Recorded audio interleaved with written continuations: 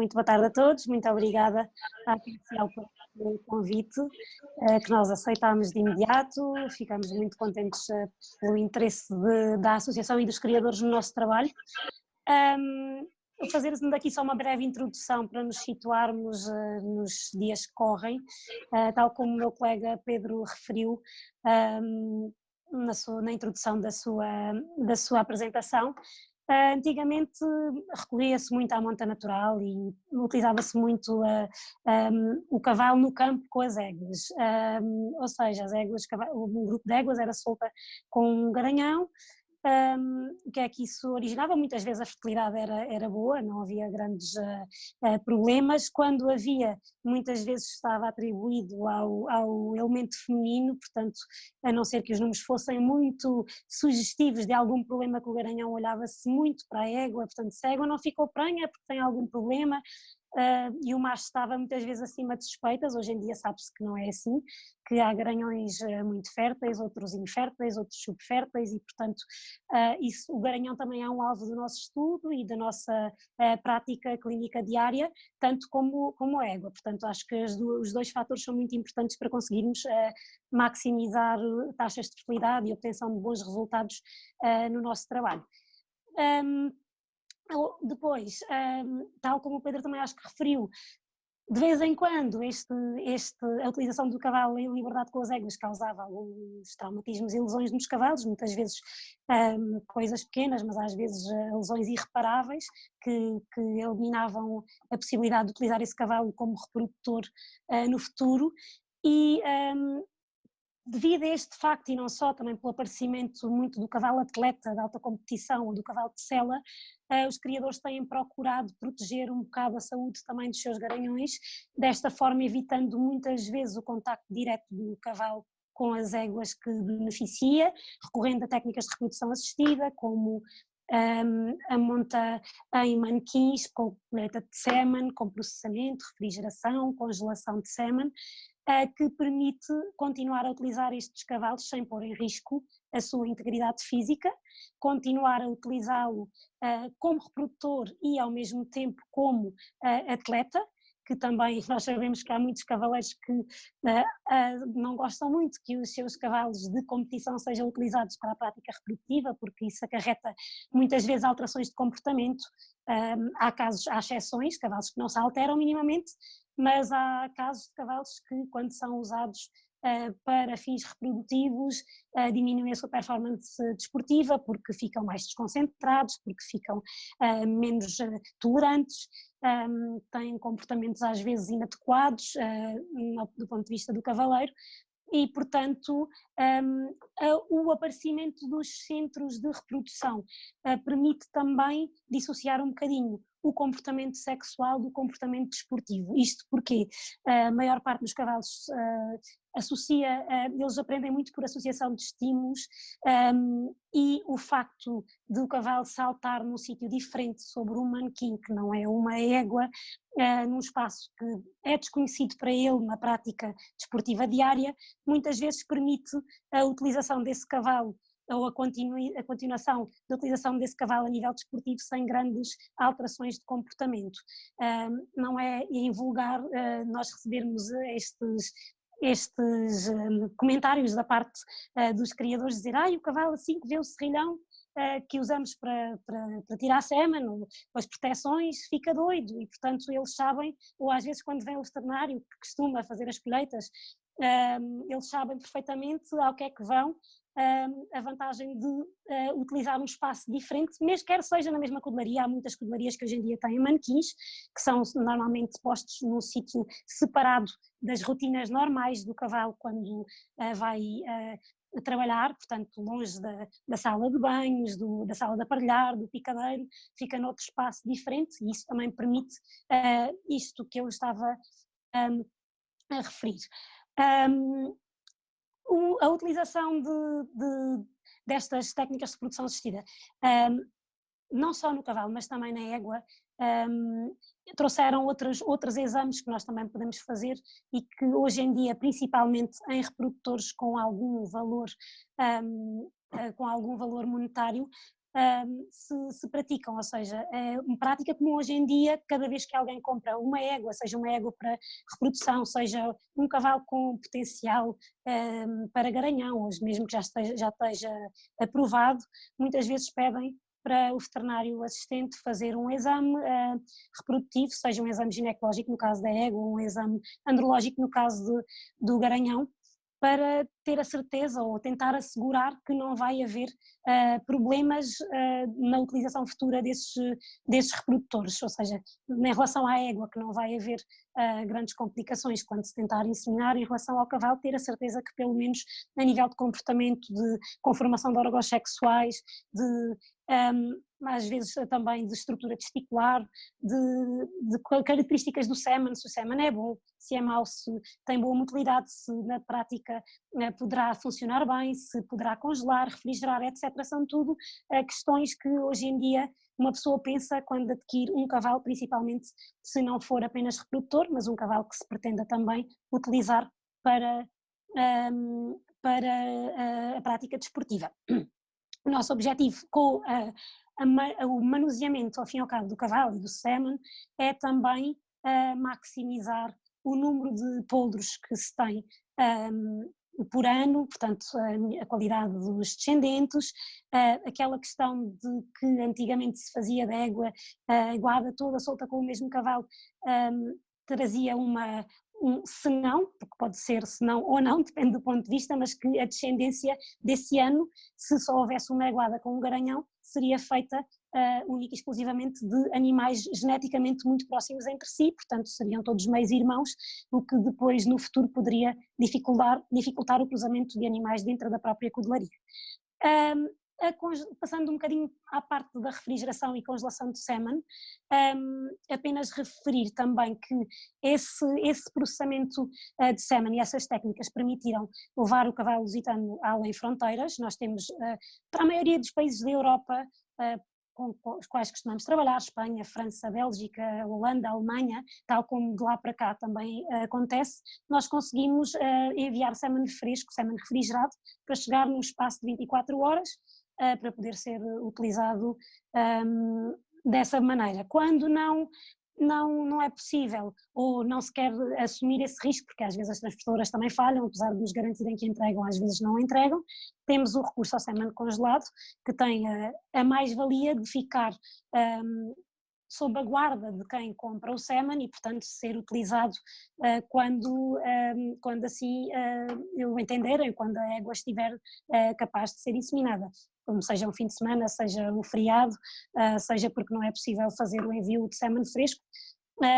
E permitiu também levar a genética do nosso cavalo lusitano a todo o mundo. Já exportámos sêmen para todos os continentes, não todos praticamente, assim o mais longe que enviámos acho que foi mesmo para a Austrália, e além de facilitar a chegada da nossa genética a outros países do mundo, também é uma forma de promoção da nossa raça e de dar a conhecer o lusitano a países que antigamente não sabiam se calhar sequer que a nossa raça existia ou que não conseguiam de alguma forma manter a reprodução de animais que adquiriam por ser inviável, não havia ainda o envio de sêmen congelado para permitir inseminar as éguas que estavam mais longe.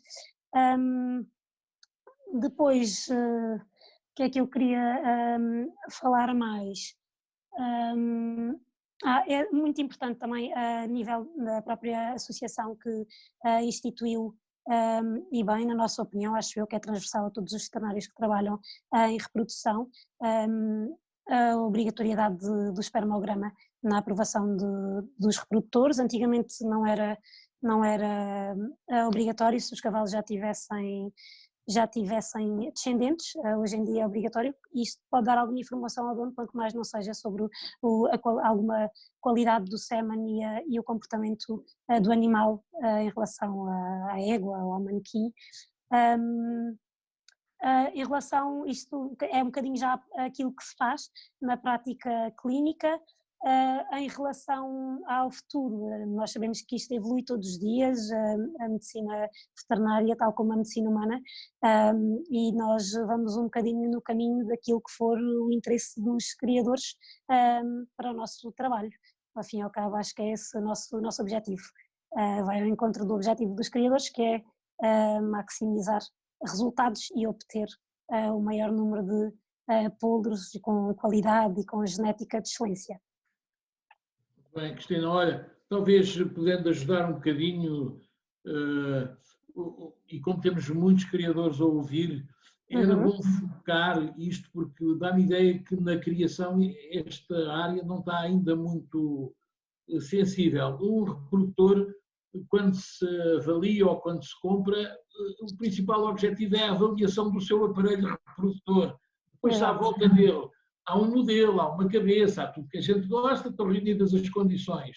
Mas muitas vezes estas condições da beleza, do andamento, são boas, mas depois quando abrimos as luzes sobre o aparelho reprodutor, isso não é tão bom. E eu acho que isso é decisivo para depois, quer para o resultado que existem na codelaria ou nas codelarias para onde o sêmen vai ser dirigido, no sentido de ter sucesso, porque o reprodutor é para ter filhos.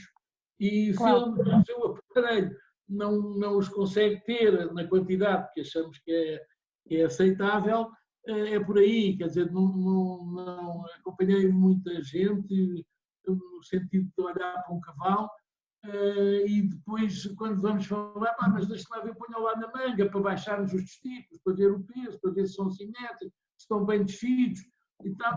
Deixa lá isso não é muito importante. Eu sei que isto estou a falar há 15 ou 20 anos. O cavalo é bom, o cavalo é bonito. Eu queria acentuar aqui este aspecto. Quando estamos a olhar para um reprodutor, estamos a olhar para a sua função reprodutiva e é através dela que temos que tirar as primeiras conclusões. Pois se o resto acompanha, excelente, vamos para a frente. Certo. Como tu disseste aí, a parte do espermograma, sem ser o selo final um reprodutor, porque o selo final é ele fazer filhos, mas a avaliação do seu sêmen, a avaliação do seu aparelho reprodutor é fundamental para pôr o carimbo a dizer, sim senhor, este é um cavalo que pode servir a raça, ao nível que for. Certo, sim. Não sei se querem avançar. Posso fazer um pequeno comentário sobre isso? Eu estou totalmente, Cristina, sim. As minhas felicitações, é isso mesmo, vou falar.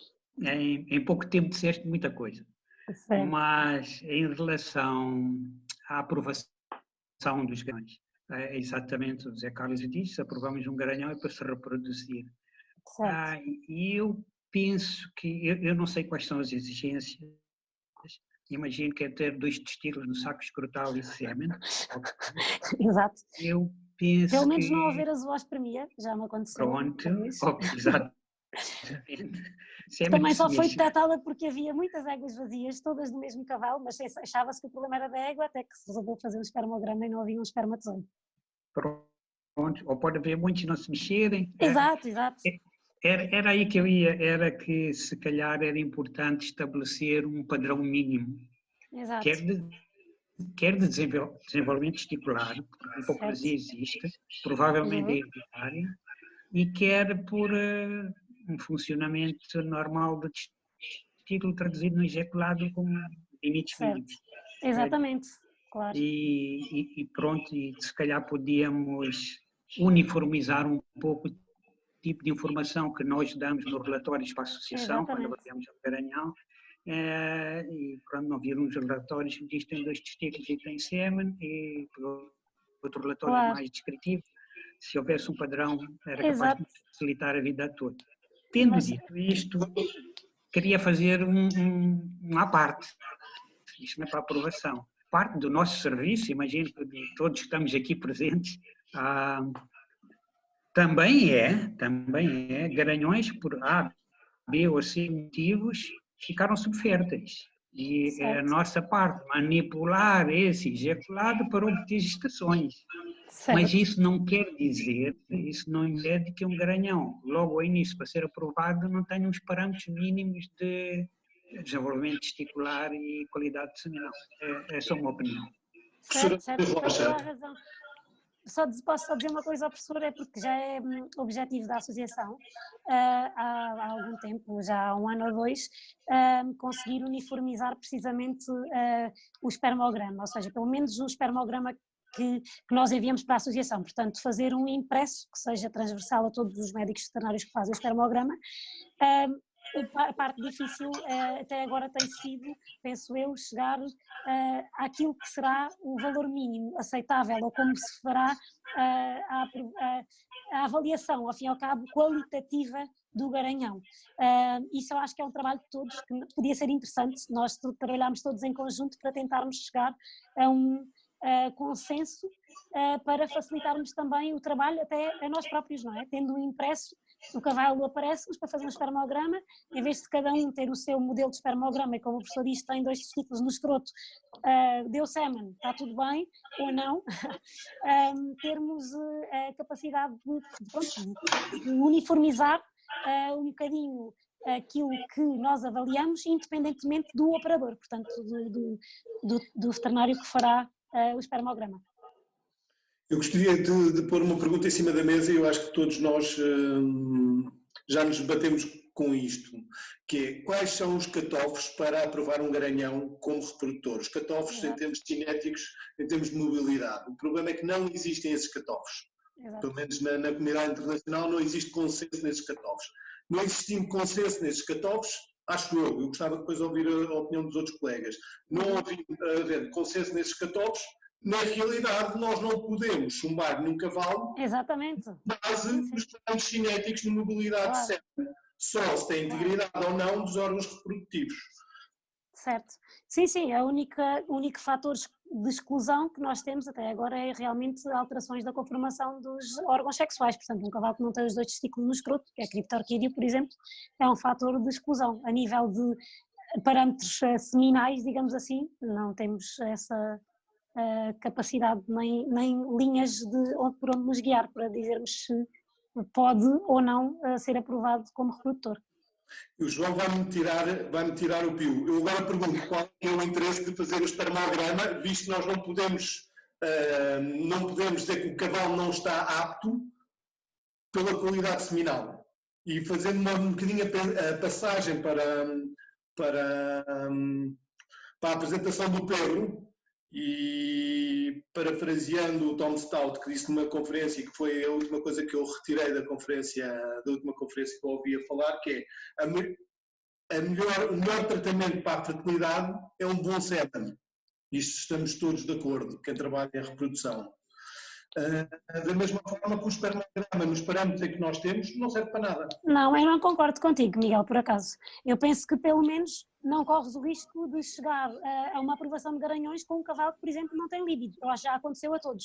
Que não tem líbido, tu vais adquirir um garanhão. O cavalo tem todas as potencialidades desportivas, tem conformação dos órgãos sexuais normais, pode ter a capacidade de encher éguas, não tem líbido, não salta para uma égua, não salta para um manequim, não dá sêmen do chão. Eu acho que pelo menos o espermograma tem quanto mais não seja, apesar de nós não termos a capacidade de excluir ou aprovar, ou seja o que for, com base nas características seminais, pelo menos tens a certeza que aquele cavalo tem um comportamento sexual normal, uma ereção normal, que consegue montar um manequim ou uma égua ou dar sêmen do chão, seja o que for, e tens pelo menos a avaliação do sêmen, seja bom ou seja mau. Às vezes não serve para a associação, mas serve para o dono. Se eu tiver um cavalo meu, criado na minha casa, sou criadora, imagina, eu quero aprovar o cavalo como garanhão, eu levo-te o cavalo a ti, que és o meu veterinário, para me fazer um espermograma ao cavalo, e tu dizes-me, ok, fazes um salto, isto não está muito bom, vamos fazer mais, 2, 3, 4, 5, e a capacidade de sêmen não melhora. Tu podes, como meu veterinário, aconselhar-me, olha, o cavalo realmente é bom, desportivamente pode ser ótimo, mas este sêmen vai ser difícil de trabalhar, vai ser difícil de gerir, do ponto de vista de refrigerar, de congelar, em termos de mercado. Pode guiar o teu cliente a não investir nesse animal como um reprodutor top, como um reprodutor, gastar muito dinheiro a nível desportivo para promover o cavalo, para ser um garanhão de excelência, um garanhão recomendado, que depois na prática clínica não te funciona, porque tal como tu disseste, e o Tom Stout, e eu concordo plenamente, o melhor tratamento para a fertilidade é um bom sêmen. Se tens um cavalo que tem um sêmen que em fresco não vai além dos 30%, 40%, que tem muitos defeitos morfológicos, que tem alterações nas espermatogenes, ou que tem baixas baixa concentração no ejaculado, baixo volume, etc, etc, que sabes que vai ser muito problemático de trabalhar, se calhar podes aconselhar o teu cliente, olha, vá antes pelo irmão, por exemplo, que tem um sêmen ótimo, isso em teoria é mais fértil, claro que isto tudo, só no final, depois de testares os dois, é que vais saber realmente qual é que é o melhor, porque já aconteceu a ti certamente como a mim, inseminar éguas com sêmen que achas que não vai funcionar e depois, passado 15 dias, está a prenha, e outros que o sêmen tem 80% de motilidade e depois não enche. Mas eu acho que quanto mais não seja, para mim, criador, se for proprietário de um possível futuro garanhão, o espermograma para mim tem alguma utilidade, mesmo que acho que pode não ter, eu acho que para mim, enquanto criador, pode ter, pelo menos para conseguir ter alguma ideia se no futuro vou utilizar esse cavalo como garanhão na minha codelaria ou promovê-lo para outras codelarias. Acho que tens toda a razão em termos de criador, sim. Pessoalmente, sim. Em termos de associação de aprovação ou não, é difícil tu usares um espermograma como aprovação ou reprovação de um determinado animal. Não, mas lá está, mas não é utilizado, era isso que discutíamos. Neste momento, o teu espermograma, como tu dizes, nós não chumbamos nem aprovamos cavalo nenhum, apenas atestamos que aquele cavalo fez um espermograma, que à partida teve um comportamento normal, seja dar sêmen na estação, no manequim, na égua, como for, e teve uma ejaculação onde havia sêmen, espermatozoides. Daí para a frente, se é bom, se é mau, já são outras questões. Mas eu acho que para mim é importante, do meu ponto de vista.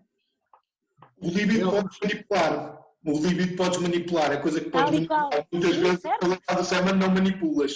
Sim, certo, também tens razão, mas há cavalos que mesmo tentando manipular o líbido, já vi cavalos impossíveis, que não saltam, que não têm interesse, que não...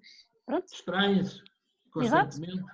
Sim, não têm interesse nas éguas, pronto, isso é um cavalo às vezes difícil de trabalhar, mesmo que tenha um sêmen ótimo. Assim, eu acho vamos só prestar atenção aqui. Professor António Rocha, diga. Não, era eu. Não, eu só acrescentar, ambos disseram coisas acertadas. O espermograma traz sempre muita informação. Agora, também permite, naqueles casos em que, de facto, não há mesmo espermatozoides viáveis, pelo menos microscopicamente, aí há uma informação que é inegável por quem quer que seja a entidade. Não é? Claro que também pode ser uma situação transitória. Há limites do que é o espermograma em si, sem dúvida. Mas informação pertinente traz sempre. Sim, mas eu, por exemplo, só pergunto-te uma vez, a pergunta a ti, Pedro, porque acho que já deve ter acontecido e a nós também. Às vezes o que me dá um bocadinho de receio nesses casos em que tu olhas para um ejaculado e pensas, ok, os espermatozoides não estão móveis ou estão mortos ou etc. Qual é o tempo de espera que deverás ter? Imagina, se esse cavalo teve, por exemplo, um pico de febre que afetou a qualidade do ejaculado, ou se foi o primeiro salto da vida dele, colher 3, 4, 5 vezes, esperar que o cavalo, se tem 3 anos, faça 4, não sei, às vezes é um bocado difícil, eu fico sempre com medo desse cavalo que tem um sêmen hoje mau, daqui a 2 ou 3 meses ter um sêmen que não tem nada a ver com aquilo que nós vimos da primeira vez, não é? A mim já me aconteceu, não sei se já te aconteceu ou não, mas já me aconteceu. Situações dessas em que exatamente por esses ejaculados, mesmo sucessivos durante várias colheres, não terem tido um mínimo de qualidade aceitável, seja muito baixo mesmo, e a pessoa optou por não levar o garanhão à aprovação, aguardar e passado 4 ou 6 meses depois, a coisa passou com outra figura. Exato. A mim já me aconteceu, sobretudo em animais muito jovens, não sei se já te aconteceu esse caso, mas já me aconteceu em animais jovens. A questão é que, não sei se a associação em si tem idoneidade para, com as limitações técnicas que nós temos no espermograma, em termos de diagnóstico, de tomar uma posição tão determinante como a aprovação ou não aprovação, ou a rejeição total de um cavalo, sem ele ter nova hipótese. A única maneira de gerir é, de facto, as qualidades são assim tão fracas, o cavalo não, se calhar, tem que ser aconselhado pelo médico veterinário não participar na aprovação e aguardar ou por melhores dias de qualidade de sêmen, ou então pelo menos faça um teste para ver se existe qualidade, já que na prática, em égua, em definição. Ok, vamos prestar atenção só aqui à plateia também, que é muito importante. Temos aqui a Helena Guimarães a perguntar da sazonalidade no comportamento reprodutivo do garanhão. Querem fazer algum comentário? Depois uma pergunta que não se percebe muito bem o comportamento do garanhão e o manejo do mesmo. Eu acho que às vezes há mais alterações a nível até da qualidade do sêmen. Há garanhões que são claramente sazonais e que fora da época reprodutiva o sêmen tem características diferentes da época reprodutiva. A nível de comportamento eu não tenho notado, pelo menos ao longo dos anos, alterações nesse sentido, a não ser pelo facto de se for um cavalo, por exemplo, com baixo líbido, no inverno quando não temos éguas a ciclar, se for um cavalo que tenha que ser estimulado com uma égua junto do manequim, por exemplo, para saltar, poderá ter a alteração do seu comportamento sexual devido ao facto das éguas não estarem a ciclar. Não sei se algum dos meus colegas tem outra opinião, mas... Posso concluir da tua parte, tu sublinhas a sazonalidade. Sim, da sazonalidade, a nível da qualidade do sêmen, sim, já temos alguns garanhões em que isso se manifesta. A nível do comportamento, penso eu que talvez seja esse fator mais determinante, do facto das éguas, como não estão a ciclar, não serem tão atrativas do ponto de vista sexual para o cavalo, para despertar nele o interesse em dar sêmen ou em cobrir. Muito bem, não sei se respondi à pergunta ou não. Gostaria de fazer vários comentários sobre o tópico. Primeiro é que temos que estar cientes, quando nós fazemos um exame de um garanhão, estamos a avaliar a fertilidade potencial desse garanhão. Exato. Podem os parâmetros estar todos certos e a fertilidade não ser boa. Portanto, isso temos que estar claros. Agora, do ponto de vista de uma associação, digo eu, falando subjetivamente, teoricamente, há que estabelecer, parece-me a mim, parâmetros mínimos. Acho muito bem o que a Cristina me acaba de dizer, que se está a tentar fazer isso. Ora, isso para mim acho que não tem nada de misterioso. Eu acho que é para pegar nos parâmetros que já foram definidos pelo Bob Kenny há não sei quantos anos. O homem até já morreu e ainda estão certos. Até hoje, só ano passado é que vi alguém com um trabalho sistemático questionar isso só porque a microscopia melhorou muito. Portanto, o número de anomalias que nós víamos com o microscópio será diferente. E esse parâmetro como é que foi estabelecido? Foi estabelecido no sentido que os garanhões que cumpriam com aquelas normas emprenhavam 75% das éguas, ou 125 ou 150 se fosse por inseminação, já não me recordo os números certos, de uma época reprodutiva. Portanto, não está feito ao calhas, está feito em base à fertilidade de uma população imensa de cavalos. E eu, portanto, continuo a utilizar esses parâmetros. Portanto, tem desenvolvimento testicular, número de sêmen móveis normais, quantidade de móveis normais e ausência de enfermidades de transmissão venérea. Pronto. Eu acho que isso é absolutamente razoável e muito simples. Agora, sobre o tempo de espera, é verdade, tiramos um ejaculado é péssimo, a vagina artificial não é um meio natural e depois podemos tirar outro e isso era muito bom. Isso também não me parece muito complicado, é mais trabalhoso. Se nós tirarmos 2 ejaculados consecutivos, com uma hora de intervalo, então certo intervalo, avaliamos os parâmetros e vemos aqueles ejaculados são fisiológicos ou não. Se não são fisiológicos, a culpa não é do garanhão. Temos que tentar outra vez, outro dia, uma semana, até obter um ejaculado fisiológico. Também parece um problema. Não parece um problema. A outra questão é que o sêmen é mesmo mau. E agora o que é que eu faço? Eu tempo uma espermogênese completa. 2 meses depois vem o cavalo e logo se vê se está igual. Se está igual. Exato.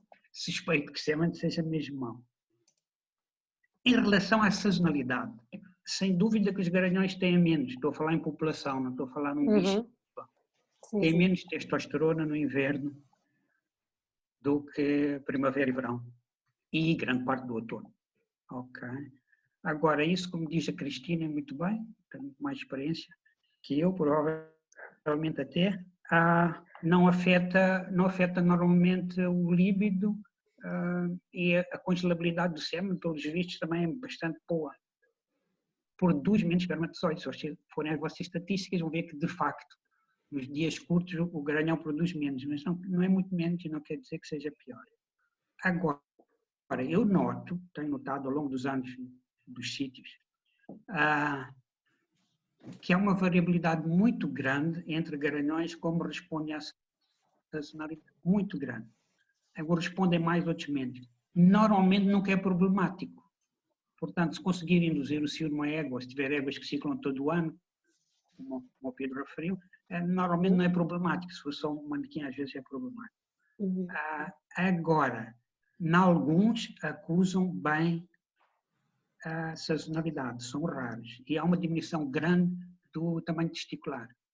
E há 2 ou 3 anos apanhámos um caso que me fiquei estupefacto. Aliás, isso circulou muito por colegas, nunca ninguém viu um caso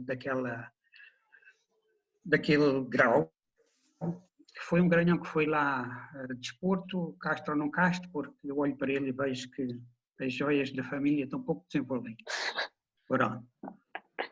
E de facto medimos, o garanhão tinha limite normal, testosterona no limite do normal, que é outra coisa. O que é o normal de testosterona num garanhão? Depende de estudos. Mas pronto, vamos dizer no limite mínimo normal. O líbido do garanhão era absolutamente normal e era absolutamente hipoplásico. Absolutamente hipoplásico. Deu 700 milhões de espermatozoides mortos, todos. 700 milhões, o ejaculado total. Tudo morto. Então, a minha primeira reação foi dizer, vamos castrar o cavalo, pronto, fica só para o que ele faz. E depois pensei, pico de dezembro, pá, é uma maluquice. Mas vamos dizer para o garanhão vir em maio do próximo ano e depois castramos. Em maio do ano subsequente, tinha testículos com desenvolvimento normal. O ejaculado não era de boa qualidade, mas seguramente estava dentro dos parâmetros mínimos estabelecidos pelo Bob Kenny e pela Sociedade de Teratologia Americana para passar a ser aprovado. De modo que até hoje fiquei a pensar, será um caso extremo de sensibilidade sazonal ou há aí qualquer coisa que eu não percebi? Pronto, era só um documentário. Muito bem. Há aqui uma questão, a Helena continua a associar o stress, por exemplo, à melhor ou pior performance, tem alguma experiência disso? Os cavalos mudam de ambiente para dar, para congelar? Não sei, o Miguel provavelmente também tem essa experiência, já tive o stress, não sei se motivado pelo stress, mas há alguns garanhões em que quando eram, por exemplo, montados ou sujeitos a exercício intenso antes de se fazer a colheita de sêmen do dia, por exemplo, tínhamos a diminuição da qualidade do ejaculado. Portanto, geralmente o que se optava por fazer era sempre colher o cavalo antes do cavaleiro ir montar. Isso aconteceu em várias ocasiões, e só, não com todos os cavalos, mas com alguns sim. Não sei se o Miguel também tem essa experiência, ou o Pedro, mas especialmente em cavalos atletas, pronto, que são sujeitos não a um exercício normal, mas a um exercício intenso. Muito bem. Miguel, preparado para arrancar? O jogo não existem regras para nada, é tudo garanhão dependente. Eu acho que isso é muito importante, dizermos que não existem regras. Cada garanhão ou cada égua é uma égua e é um animal e é completamente independente e nem existem diluidores, nem existem formas de trabalhar em regra para todos os garanhões. Existem casos específicos para cada um. Eu ia sublinhar isso agora nesta parte final da intervenção da Cristina. Nós que vimos muitos cavalos a saltar diariamente e, de facto, cada cavalo é um indivíduo diferente. Há cavalos que têm dificuldade em ejacular, ou porque têm dores nos membros, a gente às vezes não liga a isso, o cavalo está ali a piquear e não consegue ejacular, ou porque se sentem desconfortáveis, ou quando não admitem o operador chegar, e, portanto, há ali uma série de situações que é preciso contornar e perceber e ter calma para chegarmos ao objetivo. E, portanto, isto, digamos, não é recado nenhum, mas é quem vê 4, 5, 6 cavalos quase por dia a saltar e cada um tem a sua individualidade.